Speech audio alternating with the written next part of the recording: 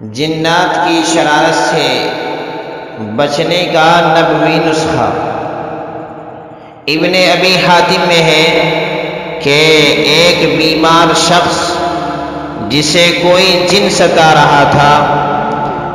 حضرت عبداللہ ابن مسعود رضی اللہ تعالی عنہ صحابی رسول کے پاس آیا تو آپ رضی اللہ تعالی عنہ نے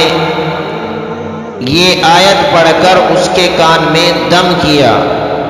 افحسبتم انما خلقناکم عبثا وانکم الینا لا ترجعون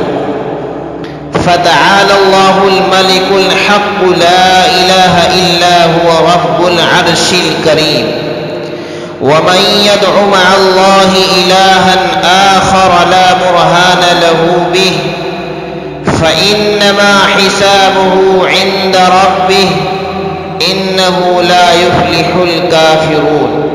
وقل رب اغفر وارحم وأنت خير الراحمين۔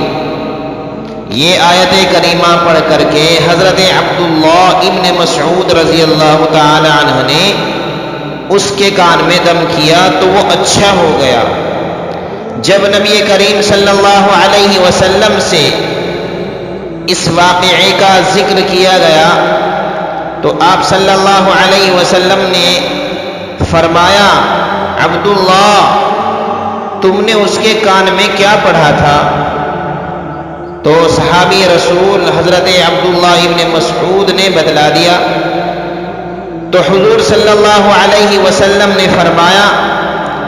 تم نے یہ آیتیں اس کے کان میں پڑھ کر کے اس جنات کو جلا دیا، اور فرمایا واللہ یعنی اللہ کی قسم ان آیتوں کو اگر کوئی